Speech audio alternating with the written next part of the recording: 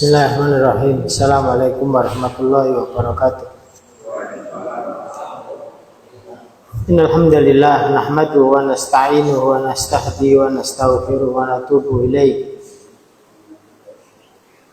Allahumma shalli wa sallim ala nabiyyina Muhammadin wa ala alihi wa sahbihi ajma'in wa ba'd. Jemaah sekalian, alhamdulillah pada malam hari ini kita dapat melanjutkan kembali kajian kita. Pekan kemarin kita membahas tentang adab memenuhi undangan. Kemudian berikutnya adalah adab menghadiri undangan. Kalau kemarin memenuhi atau merespon, sekarang menghadiri undangan. Yang pertama, hendaknya tidak terlambat datang agar tidak membuat mereka gelisah. Kalau waktu COVID kemarin jamnya ketat ya, karena jam segini sampai jam segini itu bapak-bapak, jam segini sampai jam segini. Tapi kadang biasanya yang ketat itu ketika di hotel ya, atau di tempat sewaan. Tapi kalau di rumah ya, tapi meskipun demikian harus sesuai jadwal. Jangan sampai yang sohibul walimah belum siap sudah datang ya, nanti jadi kubuh. Atau kadang mungkin telat, jamuan sudah habis baru datang misalnya, kubuh juga gitu. Karena sohibul walimah kan kepengen menjamu tamu. Kemudian yang kedua, apabila memasuki ruangan majelis hendaknya tidak mengedepankan diri, akan tetapi hendaknya bersikap tawaduk, rendah hati. Lalu apabila tuan rumah mempersilakan duduk di situ di suatu tempat, maka duduklah di situ dan jangan meninggalkannya. Ini juga adab ketika bertamu ya, secara umum sebagai tamu yang undang, kalau belum duduk jangan duduk dulu. Itu etika. Dan ini tidak ada sekolahnya masalahnya ya. Adab itu tidak ada sekolahnya. Jadi biasanya itu bisa diambil dari mauidhah atau suri tauladan gitu. Kadang teladan itu ada tapi kita tidak bisa nangkap. Nah, kalau itu seperti itu etikanya. Kemudian yang ketiga, hendaknya segera menghidangkan makanan untuk tamu, karena segera menyuguhkan hidangan itu bertanda memuliakannya. Rasulullah SAW telah memerintahkan kita untuk memuliakan tamu sebagaimana sabdanya, man kana yu'minu billahi wal yaumil akhir falyukrim dhaifahu. Man kana, barang siapa, yu'minu billahi, yang beriman kepada Allah, wal yaumil akhir, dan hari kemudian, hari akhir, hari kiamat, falyukrim dhaifahu, maka hendaknya ia memuliakan tamunya. Memuliakan sebisa mungkin ya, apa yang ia bisa memuliakan. Kemudian yang keempat, hendaknya tidak segera mengangkat atau menarik kembali makanan sebelum mereka benar-benar tidak mengambilnya, dan semua hadirin benar-benar selesai makan ya. Jadi belum selesai mesti selesai ini ya. Itu seolah-olah ngusir secara halus sampai mereka sudah tidak minat lagi ngambil makanan, baru itu dibersihkan. Ini tamu ya. Tapi sebenarnya di restoran atau rumah makan biasanya seperti itu juga. Tapi kadang ada yang belum selesai jadi ringkes ya, mungkin antri mungkinnya. Tapi itu bikin tidak nyaman orang yang hadir. Yang kelima, hendaknya menghidangkan makanan untuk tamu secukupnya, karena menyedikitkan itu menodai wibawa dan kehormatan diri, sedangkan berlebih-lebihan adalah sikap memaksakan diri dan ada unsur pamernya. Kedua sikap itu mempunyai semuanya tercela. Ya, jadi yang bagus sedang-sedang aja. Ukurannya ketika tamu berapa itu makanannya berapa. Jangan sampai kurang ya. Kemudian yang keenam, apabila seorang muslim menginap sebagai tamu di rumah seorang, hendaknya tidak lebih dari 3 hari. Ya, ini tamu juga harus tahu diri. Ya, nginap 3 hari karena kewajiban memuliakan tamu itu memberikan hidangan yang istimewa itu hanya 3 hari. Selanjutnya itu sedekah. Ya. Jadi kalau lebih 3 hari ya kos ya. Kecuali jika orang yang ditamui atau tuan rumah itu memaksanya untuk tinggal di rumahnya lebih dari itu. Ini lain halnya. Tapi tamu itu harus tahu diri. Dia statusnya sebagai tamu yang layak dihormati itu selama 3 hari.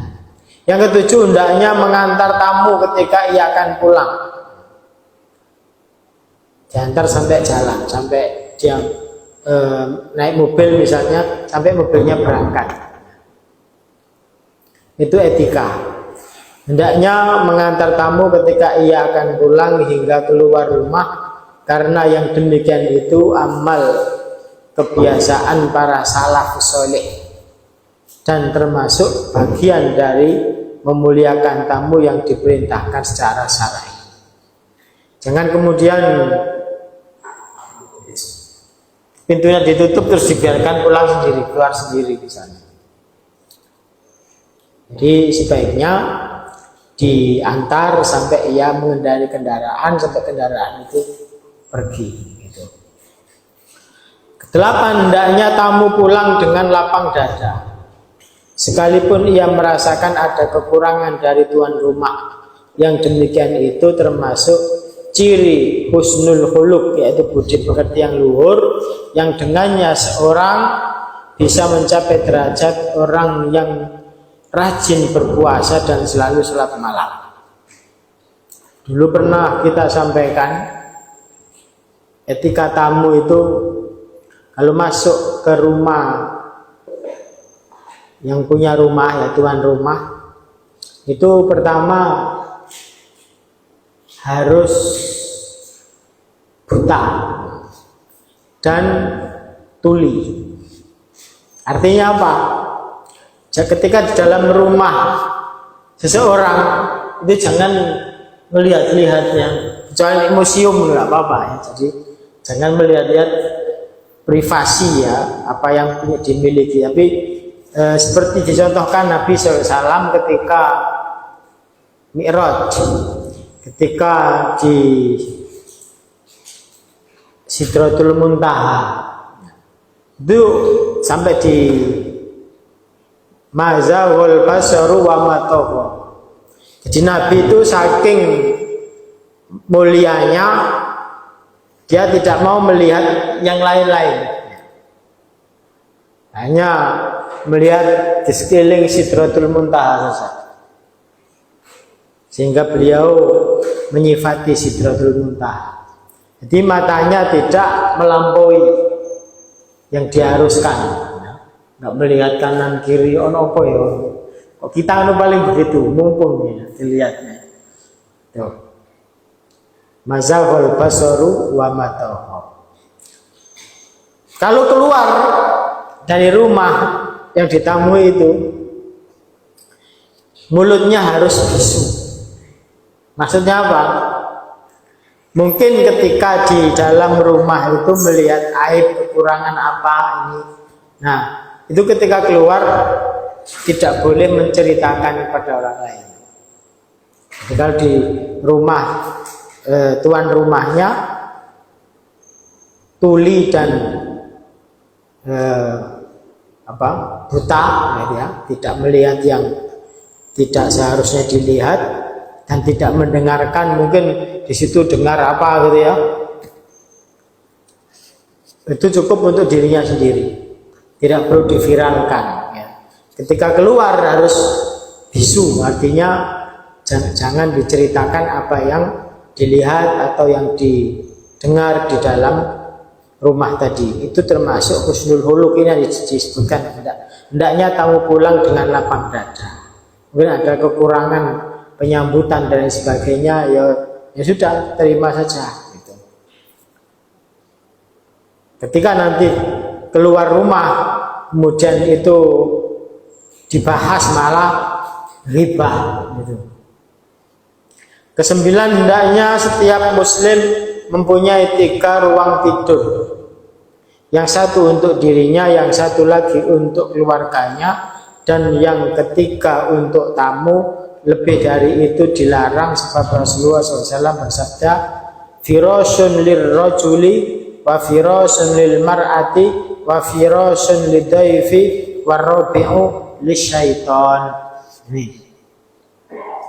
Ini larangan bikin kamar melebihi kebutuhan. Kecuali kalau memang rumahnya itu dibangun untuk kos-kosan, ya, memang kamarnya harus banyak. Kenapa? Karena jangan sampai ada ruang kosong. Kalau ruang itu kosong, nanti dipakai setan. Itu. Apalagi ruangan itu nggak pernah dimasuki, dibiarkan kotor bersawang, ya. Mungkin ada baju-baju yang dikergantung gitu ya. Itu senengannya setan di situ. Satu tempat tidur untuk suami, satu tempat tidur untuk istri, dan satu lagi untuk tamu. Sedangkan yang keempat adalah untuk setan. Biasanya kalau anak-anaknya sudah besar-besar, sudah keluar semua, tinggal keluntang-keluntung 2 orang di rumah. Gak perlu kamar wakil-wakil. Kalau menganu dikoskan saja supaya ada penghuninya. Kalau enggak itu nanti dipakai untuk demit. Apalagi di rumah itu enggak pernah digunakan untuk sholat atau membaca Al-Quran, ya. Maka ini yang akan menempatinya. Makanya dulu di rumah-rumah Jawa, ya, kayak joglo itu kan ada 3 ya, tengah. Mungkin seperti itu.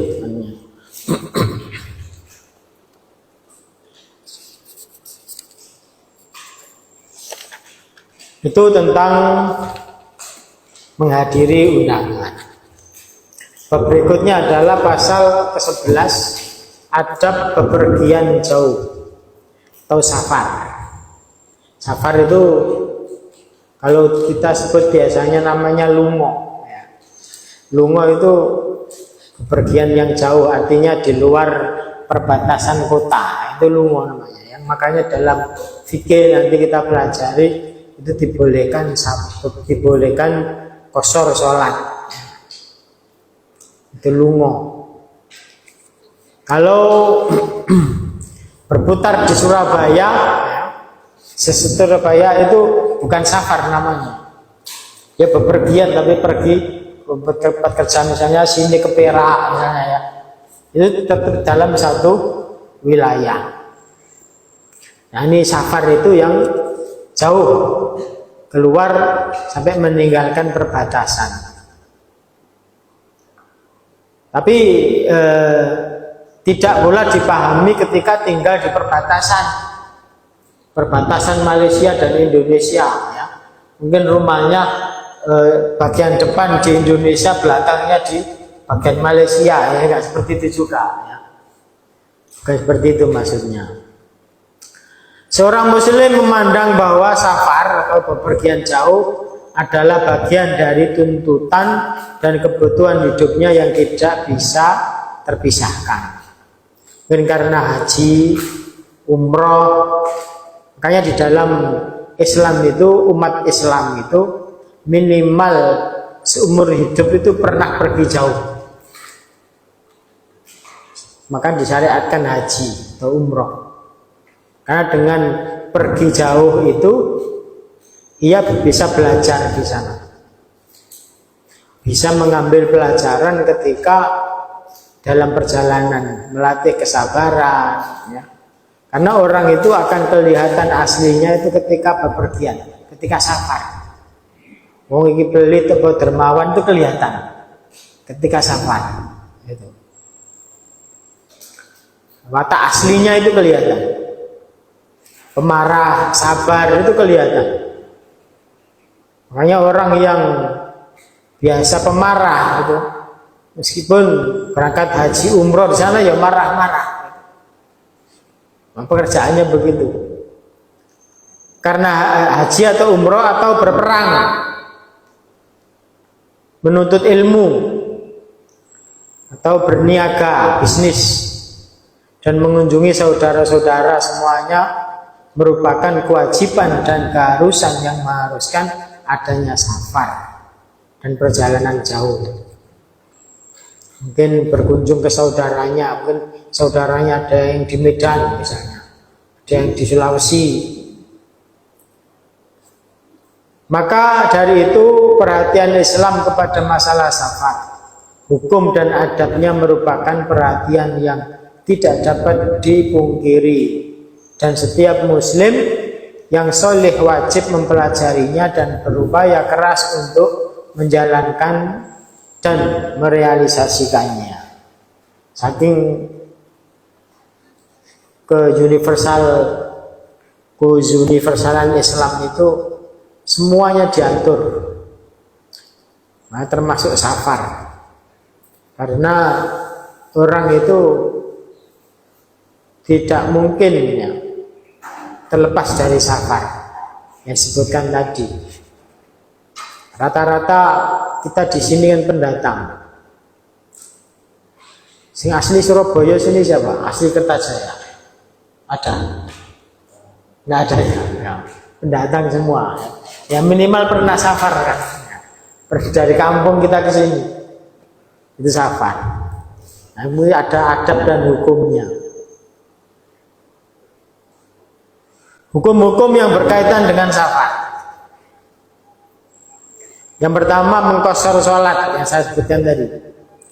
Qashar itu memendekkan yang 4 menjadi 2 rakaat. Dikerjakan menjadi 2 rakaat saja, kecuali sholat maghrib, tidak boleh diqashar, dan sholat subuh nggak boleh qashar. Ya. Melakukan sholat qashar bisa dimulai sejak ia meninggalkan negeri kampung tempat ia tinggal hingga kembali lagi. Jadi misalnya begini, sampean tidak boleh mengqashar di rumah, mau berangkat saya tak sholat sih di qashar, itu tidak boleh. Misalnya sampean ke bandara, qashar di bandara boleh, atau ke Bongorasi kemudian di qashar di sana boleh, tapi di dalam rumah jangan. Begitu pula ketika pulang, kalau sampean ingin mengqashar tadi di tengah jalan, kena tol kono qasharan, tapi sampai rumah jadi qashar. Ya. Paling tidak kalau ini jamak tanpa qashar, itu. Makanya Nabi SAW itu biasa kalau mau bepergian itu sholat dulu di masjid. Tapi kemudian sekarang kuburannya kan ya di dalam masjid, ya dulu di luar masjid. Ketika pulang nggak langsung rumah, mampir masjid dulu, gitu. Salat 2 rakaat misalnya habis datang haji, ya. Barang-barangnya sampai rumah nggak apa-apa, orangnya salat dulu di masjid. Berangkatnya juga begitu, dari rumah menuju masjid baru berangkat. Pulangnya juga begitu. Nah kalau kepingin mengqashar sholatnya, itu jangan sebelum masuk perbatasan kotanya. Sebelumnya masih di luar, saya sebutkan tadi, misalnya Kino Mojokerto wono mampir sholatnya, itu boleh. Tapi nanti kalau sudah di sini tidak boleh qashar, ya, karena statusnya sudah nggak safar lagi, istiqomah, ya, itu. Maka dalam kondisi seperti itu ya harus sholat secara sempurna. Nah, ya. Kecuali jika ia berniat ya.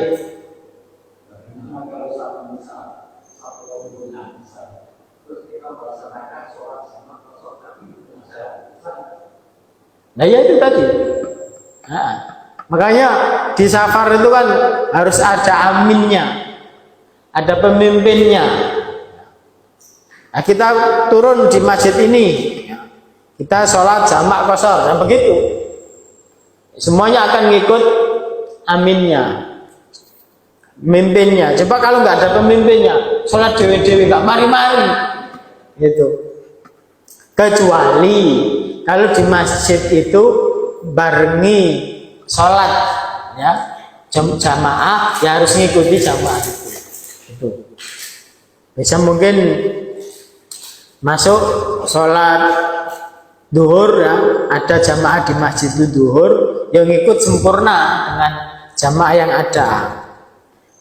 Ahli orang mukim di masjid itu. Nah nanti asarnya mungkin mundur gitu, kemudian sholat berjamaah qashar 2 rakaat begitu.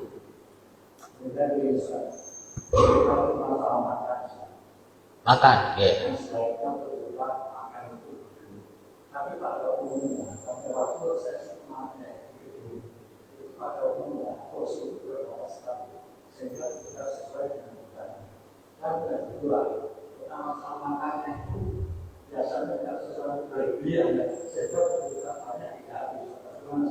Nah itu makanya para tamunya harus tahu diri.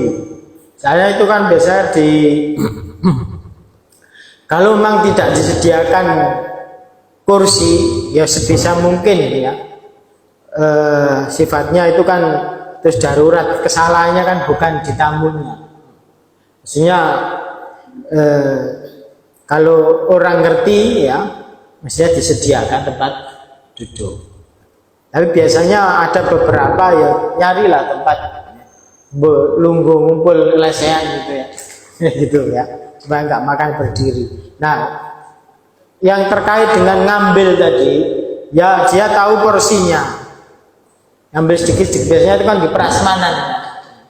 Nah, ya, kalau sudah tahu berumur ini nggak boleh makan banyak, ya jangan ngambil banyak-banyak, gitu.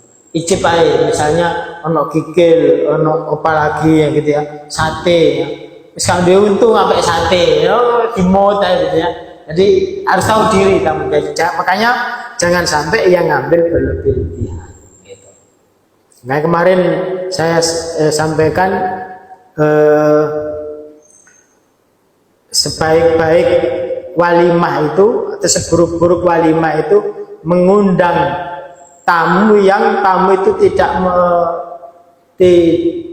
mau makanan itu, dan sebaik-baik walimah adalah yang mengundang orang-orang yang membutuhkan, yang mau makanan itu. Seperti saya contohkan, seperti anak-anak kos, itu luar biasa barokah itu ya. Jadi kalau orang-orang yang ya tadi, ya mungkin makanannya harus disesuaikan. Sekira wong tuwek itu apa gitu. Jangan makan sing malot-malot disediakan ya. Gak mari-mari ya. Makanya di sini ketika mengambil makanan, makan saya singgung jangan sampai tersisa. Apa sih diambil harus dihabiskan. Jangan sampai kebiasaan ngambil terus disisakan terus nanti terbuang. Itu. Ini. Jadi kemudian G. G.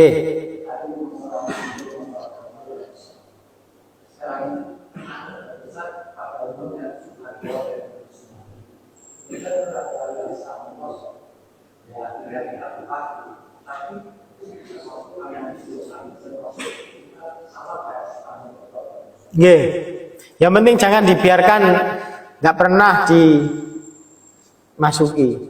Itu biasanya kalau kamar-kamar yang di tingkat ya, di ruangan itu rawan nggak akan dijamah, apalagi harus naik tangga dan sudah tua, nah ini repot itu. Ya paling enggak ya kongkon ngenggoni sopong ya, supaya bau manusia. Kadang termasuk kalau nggak bau orang itu cepat rusak juga. Nah, nanti jadi sarang kecoa, sarang tikus dan lain sebagainya. Yang rawan itu biasanya di lantai atas. Itu. Karena dia wis gak iso melaku ya situ. Asam urat misalnya nggak mungkin dia naik tangga, apalagi bersih-bersih di atasnya. Ya, paling enggak ngundang orang lah untuk seminggu sekali apa gitu. Konsekuensi daripada kelebihan kamar itu. Nah, kalau bisa kamar itu jangan dibikin permanen. Soalnya nanti kalau sudah datang ini biasanya kan dipakai ketika paling ngumpul Idul Fitri paling ya itu paling ngumpulnya itu. Selain itu ya wis wong loro tok keluntang-keluntung atau orang satu tok sendiri gitu.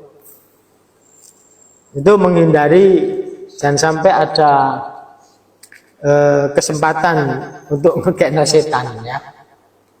Akhirnya nanti penghuni rumahnya nggak betah juga di rumah itu. Nih. Ya, saya kembali ke sini.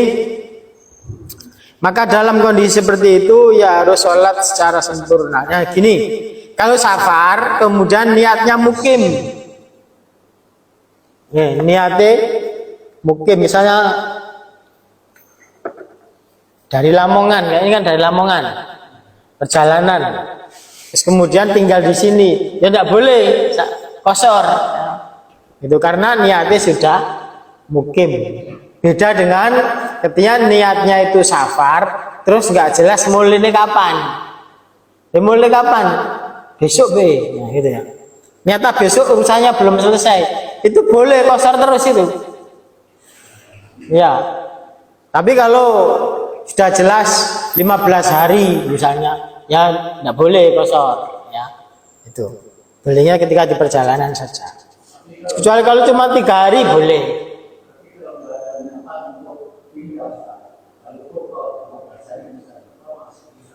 Boleh. Dan artinya begini, kalau sudah tahu saya di sini 15 hari, ya jangan. Itu. Tapi kalau nggak jelas urusannya kapan pulang, besok insya Allah, ya nggak jadi lagi, nggak jelas itu. Ya. Tapi kalau itu kan sudah jelas, saya di sini setengah bulan misalnya, ya jangan. Gitu. Jangan digosor. Disebutkan itu macam-macam, ada yang kan 3 hari 3 malam, ya. Itu dihitung safar lah, safar. Berapa? Ya, ya sama punya kampung. Balik sama ke kampung sana, itu gini ya, sama berapa hari di sana? Karena itu rumah sampean itu berarti dinilai mukim. Karena rumah sampean nanti nih, anu kan warisan ya, sama nih oleh warisan di sana kan. Karena itu kampung Anda. Jadi ya kecuali kalau sampean cuma sehari misalnya, itu enggak apa-apa. Jadi mulai itu, jadi rumah sampean memang di sini, rumah kedua ya, di sana ambiran dok. Gitu. Tapi kalau saya secara pribadi, kalau pulang nggak enak kosor itu, karena mungkin rumahku ya gitu, tempat lahir saya gitu. Kecuali kalau kita sudah nggak punya hak di sana. Gitu. Kalau ngambil ini, kan ada keutamaan sholat asar. Dengan ditinggalkan sholat asar, keutamanya salah satunya karena shift pergantian malaikat. Jadi orang nggak ngambil kosor atau bahkan nggak mengambil jamaah karena nggak apa-apa itu kan soalnya kosor itu kan rukhsah kan. Mau ngambil silakan, nggak ngambil silakan. Hanya pendapat ahlu dohir yang wajib diambil. Nah, karena itu sedekah dari Allah, masuk kita nggak mau mengarang-arang kayak sering-sering. Gitu. Tapi intinya itu bebas, mau ngambil silakan, mau nggak diambil silakan.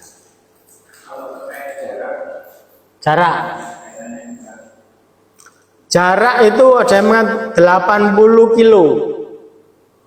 Tapi ahlu dohir itu susah kalau itu. Ahlu dohir itu tadi saya singgung di awal. Yang penting menurut huruf itu lungo, nah, safar. Biasanya keluar dari perbatasan. Makanya saya sebutkan tadi, sampean riwariwi Perak, Stajaya Perak itu enggak safar. Meskipun butuh waktu berapa macet pisan misalnya. Itu enggak ada yang mengatakan safar. Tapi kalau saya sudah nyebrang ke Madura ya itu safar. Bangkalan sana ya itu sudah safar gitu. Gresik ya atau ke Jombang ya itu sudah safar. Karena kalau ahli dohir nggak melihat jarak, melihat lungo tadi itu. Karena itu yang kemudian diambil pendapat orang Persis. Ya. Orang Persis itu gitu. Dari Bangil ke sini ya kosor terus gitu. Karena safar. Boy nggak usah diukur berapa kilo. Ya. Tapi kalau di kitab-kitab fikih mukorona para ulama ngasih jarak itu 80 kilo. Itu kan 3 mil. Itu meskipun jarak tempuhnya cuma 1 jam. Enggak masalah. Lungo ya. Nah sama nak Jakarta loh berapa paling 1,5 jam kan ya itu. Karena diantara ini kan apa ilahnya kan masakoh kan misalnya. Meskipun nyaman, tapi nggak ada jaminan kan meskipun pesawat itu kita naik pesawat ada pramugarinya semua dilayani, tapi kan nggak jaminan landing dengan selamat. Iya nggak nuncek, nah, gitu. Karena safar itu bagian dari adab, gitu. Makanya ketika orang safar jauh nanti ada di sini, itu di samping mereka biasa kan minta doa bagi orang yang mukim ya. Orang yang mukim juga minta doa kepada orang yang safar, gitu. Karena orang safar itu doanya mesti ikhlas, nggak mungkin dia pamrih, apalagi ketika di hadapannya ya. Misal pesawat turbulensi itu ya. Ku ingat Allah dah itu. Atau kapal ya. Terus mau miring-miring gitu ya. Lihat ombaknya lebih tinggi daripada kapal itu. Itu kalau doa mesti ikhlas itu. Enggak mungkin selfie terus sambil doa itu enggak mungkin ya. Mesti ikhlas.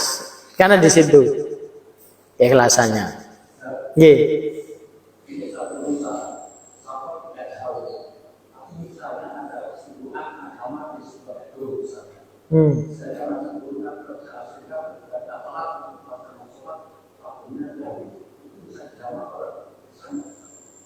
Sebenarnya kesibukan apa sih yang jadi sholat itu diprioritaskan ya. Tapi kalau seandainya mungkin dia nggak tahu jam, nggak denger apa-apa, terus lu kok ini ya piye meneh itu boleh.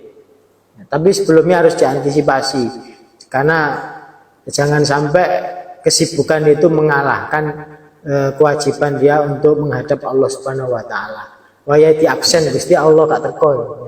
Sibuk dengan apa sih sesibuk kita gitu. Kan ada piro sih bayaramu gue sampai tinggal sholat. Sesibuk apa sih kamu? Itu.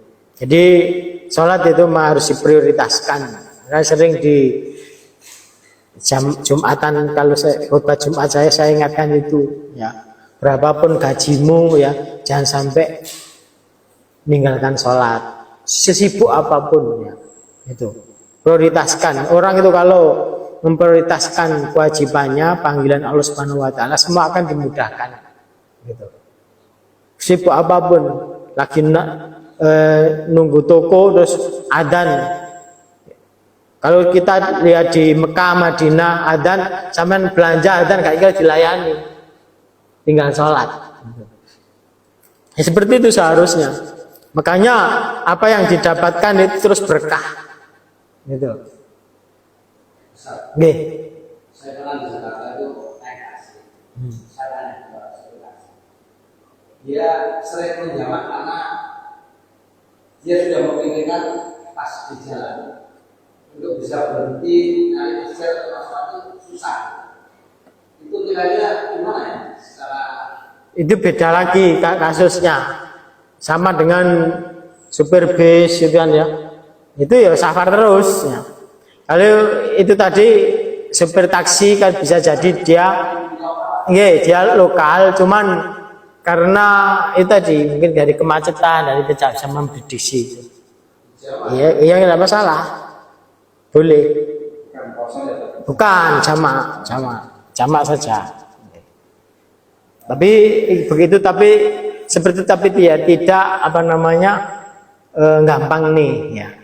Jadi kalau diprediksi nanti saya ketak tunda duhur, enggak ini ya bisa sholat sih gitu.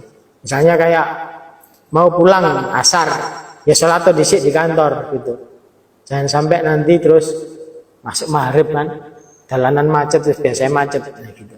Itu juga bisa diprediksi seperti itu. Tapi ya tidak masalah ketika kondisi seperti itu kan di luar kebiasaan. Ya. Di luar biasa itu, keluar biasaan itu kan tidak ada hukumnya. Ya minimal kita tidak sembrono. Ya. Hati-hati, hati-hati seperti itu. Ya, memang karena Jakarta juga macetnya kayak gitu kan.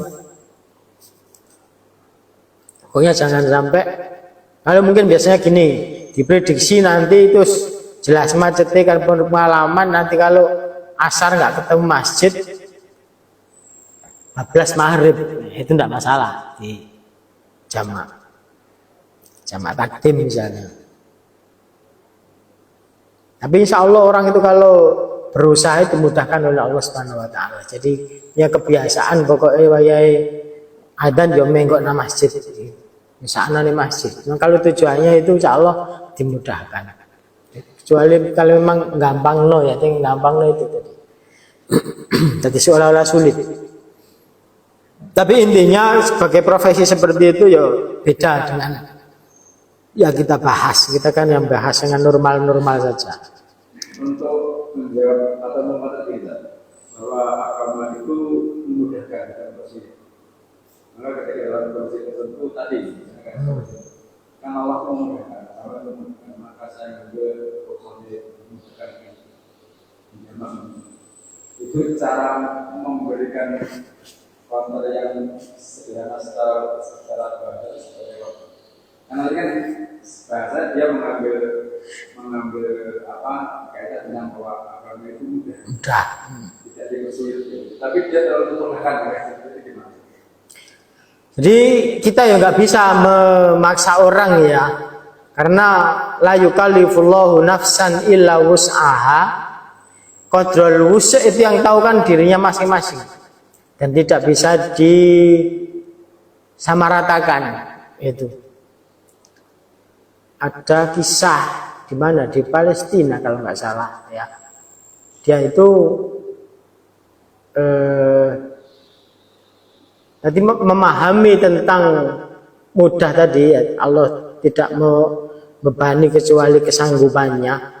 Sanggupnya itu jadi orang tua terus harus naik bukit dengan membawa beban saya berdarah-darah itu orang yang lain melihat segitunya, tapi dia melihat ini kemampuan saya masih mampu. Kadang orang itu mempermudah ya.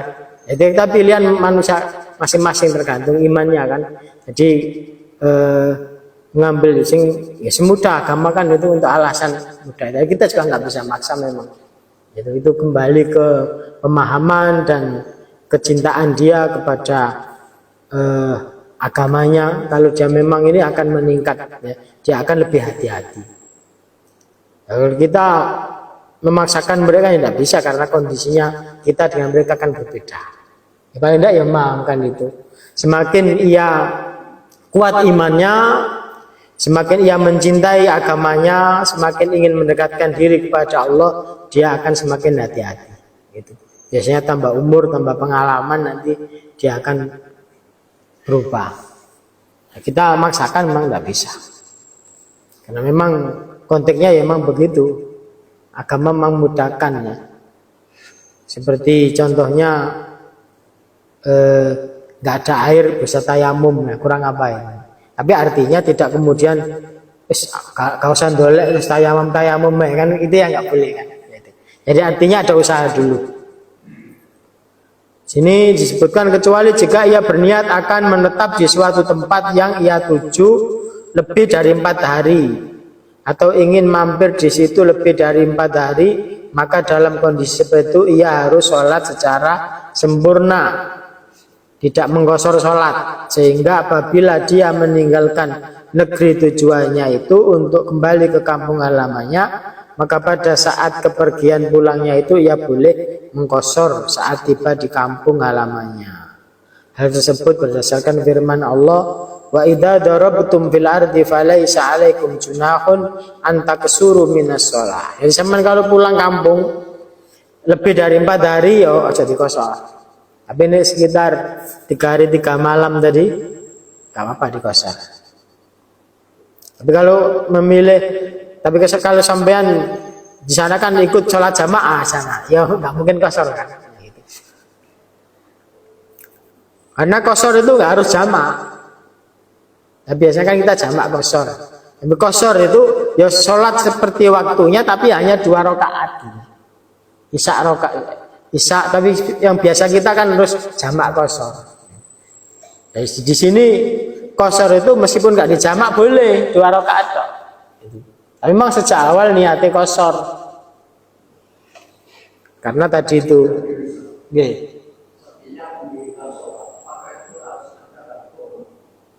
adzan dan qomat. Kalau banyak orang ya, kalau 3 orang ya beberapa ya cuma qomat aja, nggak usah adzan. Karena adzan itu kan apalagi telat ya, dewean, itu qomat saja. Karena adzan itu kan siarnya kan untuk memanggil ya, atau untuk menunjukkan waktu sholat masuk. Nah ini mau telat ya, dan ke masjidnya dewe, masjidnya sih sudah ada, ya nggak usah, qomat aja. Untuk menunjukkan ini sholat, biasanya kalau jamak qashar kan qomat 2 kali gitu ya, untuk menunjukkan perbedaan niat sholat ini. Kharajana ma Rasulillah sallallahu alaihi wasallam minal Madinah ila Makkah fa kana yusolli rubaiyah rakaataini hatta raja'na ilal Madinah. Ini kami keluar bersama Rasul sallallahu alaihi wasallam dari Madinah menuju Mekah. Mekah dulu kan ya rumahnya dulu di Mekah, tapi kan sekarang sudah nggak mukim di sana. Fakana yusolli rubaiyah, dan ada Rasul sallallahu alaihi wasallam sholat rubaiyah ya, yang 4 itu jadi rakaataini ya, yang 4 jadi 2. Begitu terus sampai kita kembali ke Madinah. Jadi di sini karena tidak berniat mukim di Mekah. Tapi kalau kita haji atau umroh itu mesti kan harus ikut jamaah kita. Itu eman-eman nih qashar gitu.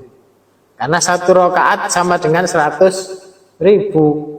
Kan ya eman-eman lah pun qashar ada umroh ya. Gitu. Ini tentu beda. Kalau bisa semua ada sholat itu dikerjakan di situ. Sholat jenazah kan terus menerus. Karena Mekah Madinah itu hukumnya beda. Kalau di masjid ini misalnya kan tidak boleh nyolati habis asar, habis sholat asar terus nyolati mayit kan tidak boleh. Atau habis sholat subuh gitu ya kan tidak boleh. Ya harus. Tapi kalau di sana terusan apa? Wong rino terus ya. Masya bengi ku yo padang ya. Kita nggak tahu ini ya. Dan terus orang mati itu terus menerus itu pengecualian Masjidil Haram. Ini iso yo salat sing akeh, mumpung nok kono ya. Nah, nok kono tuh salate nok hotel kayak apa? Nah, gitu. Ada itu yang salat di hotel kan depannya lihat Ka'bah di sana. Yo beda nilainya gitu.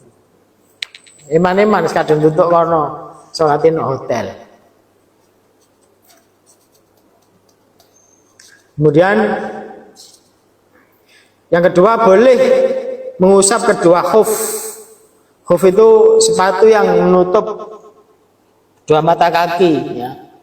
Kayak sepatune polisi tentara itu. Apa kayak yang pakai tali yang buka wangel ya itu. Tapi kalau sekarang ya, tapi seandainya seperti itu tuh boleh. 3 hari 3 malam. Jadi ketika memasukkannya dalam keadaan suci, punya wudhu, nanti ketika batal, ya itu cukup wudhunya cukup kecuali junub tidak boleh, harus dilepas. Atau sepatunya suwek, ya, mangap ini ya, kelihatan itu batal, ya, batal, harus dilepas. Ja'ala lana Nabi sallallahu alaihi wasallam salasata ayamin wa layaliyauhin hunna lil musafir wa yauman wa laila lil muqim, yakni fil masli alal khufai. Mungkin dia pakai itu terus ya. Kalau mukim itu sehari semalam. Kalau dalam safar itu 3 hari 3 malam. Itu boleh ketika wudhu tidak pakai dibuka, cukup diusap saja waktu kaki itu. Nah.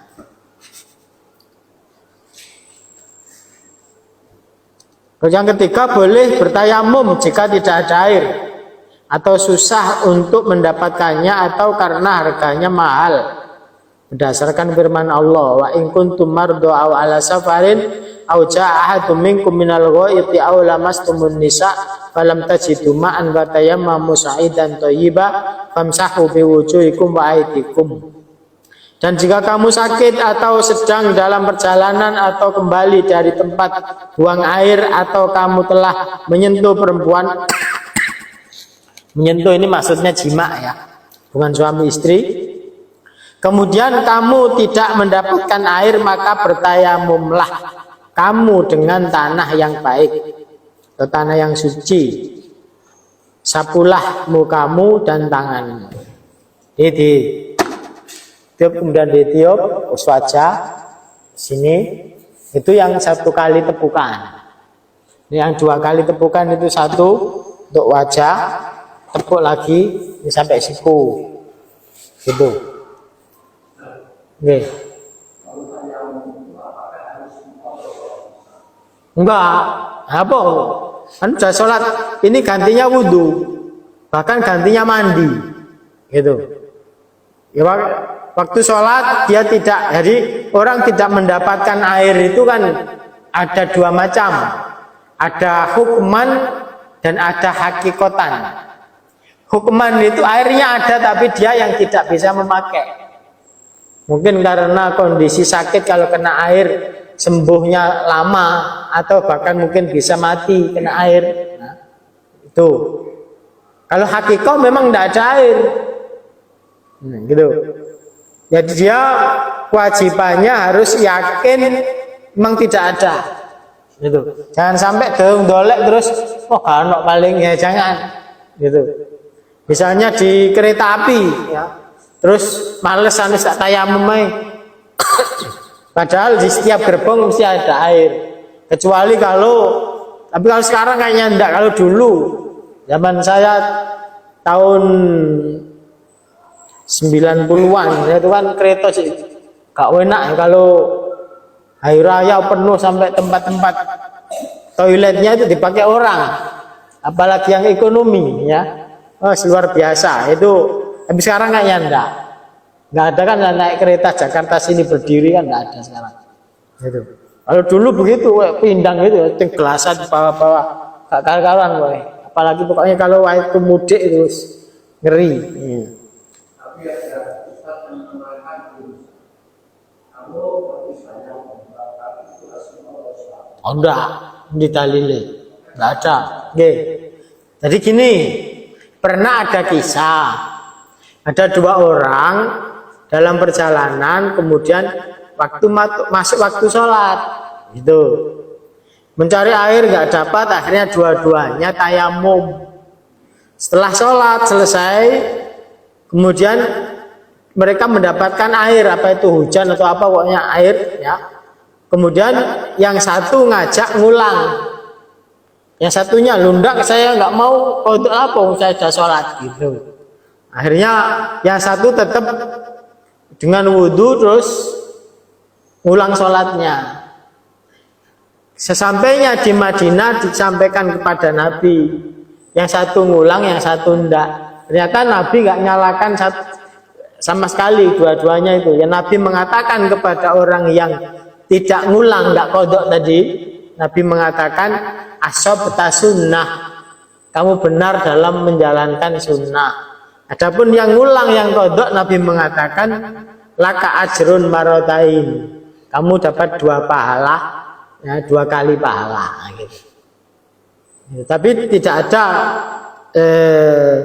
perintah tayamum terus kemudian kodok itu, karena ini dalilnya wa in kuntum mardo, kalau kamu sakit, au ala safar, atau dalam perjalanan, au jaa ahadum minkum minal wa'id, atau kamu habis BAB, au lamastumun nisa, atau kamu menyentuh perempuan tadi, terus kamu nggak mendapatkan air, maka tayamumlah so'idan thayyibah, ya, tanah atau debu yang suci, ya. Debu ya, bukan debunya tepung, nggak boleh kalau tepung, ya. Wah pakai angger ini, nak pinggir gilingan pentol, gitu, wakeh tepung, ya, nggak boleh, pakai, ya. Parutan kreweng malah boleh, ya. Pokoknya debu.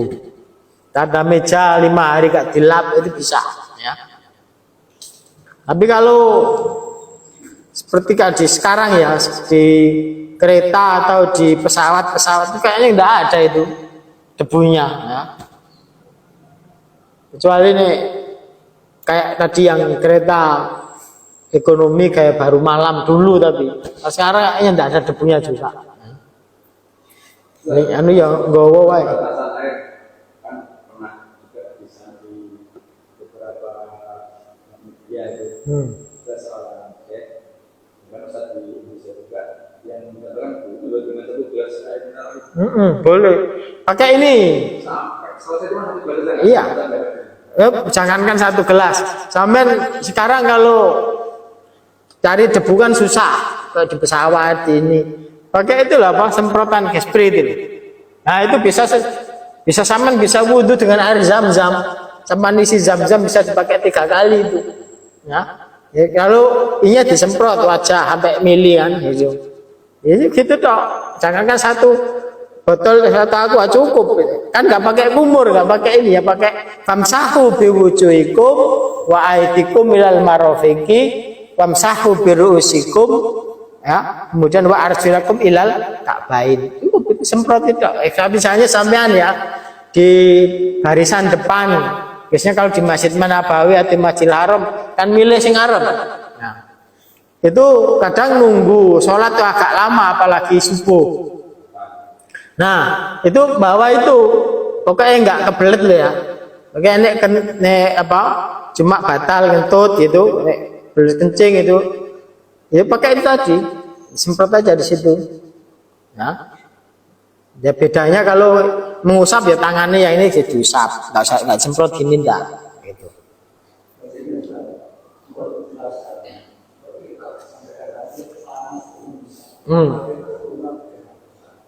Kenapa? Lamasa. Nah. Jadi lamastumun nisa di situ memang ada yang menganggap sentuhan begini, ya. Tapi seperti Syafi'i ya, Syafi'iyah itu menyentuh. Tapi jumhur ulama memahami ayat itu adalah hubungan suami istri. Gitu. Dan yang berpendapat bahwa memegang atau menyentuh istri itu nggak batal, itu hadis Nabi SAW yang Aisyah bercerita bahwa ketika Nabi sholat malam di kamarnya, itu kan kecil kamarnya, biasanya Aisyah itu kakinya tidur kan, itu berada di tempat sujud Nabi. Nah kalau Nabi mau sujud itu di singgirno gini, nah berarti kan nggak batal, gitu loh. Berarti makna dari ayat ini itu jima, hubungan suami istri. Cuman kan menggunakan kata kinayah ya, kata enggak vulgar, hubungan suami istri, karena Al-Quran itu kan milih bahasanya kan bahasa-bahasa yang halus. Seperti tadi minal wa'iti aula mastumun nisa. Wa'it itu sebenarnya kalau bahasa kita ya di belakang. Maaf izin ke belakang gitu. Meskipun di depan ininya, tapi ngomongnya belakang ya kayak gitu. Wa'it itu asalnya tempat yang apa? Ya sini padang pasir ya, kemudian ada tempat yang agak masuk dalam itu. Nah biasanya orang itu buang air itu di sini. Jadi dilihat nggak ada orang, tapi di sini ada orang buang air itu. Makanya ini namanya wa'id wato, tawato, sedang di tempat yang rendah. Nah itu. Akhirnya itu menjadi bahasa ya, aula mastum wa'id ya, orang ya BAB gitu, tapi asalnya itu ada tempat rendah kayak belakang. Atau kamu dari belakang ya gitu. Dari belakang. Meskipun tempatnya di depan gitu. Gitu ya. Jadi itu panjang nanti tentang tayamum, nanti kita bicara di ada bab sendiri, bab fikihnya. Ini kan masih adab. Intinya di sini ya tadi mudah ya, memudahkan ketika kita mendapatkan air, betul-betul nggak ada air, atau ada air ngambilnya takut. Kalau ketembak Israel misalnya, itu kan nggak bisa keluar. Atau di situ tempat airnya kerannya di sana, terus ditunggoi macan tutul misalnya, ya kita kan karena takut itu ya, itu boleh tayamum. Ya, karena dia tidak bisa menggunakan air itu, atau kehilangan air, memang tidak ada air. Nah itu boleh tayamum.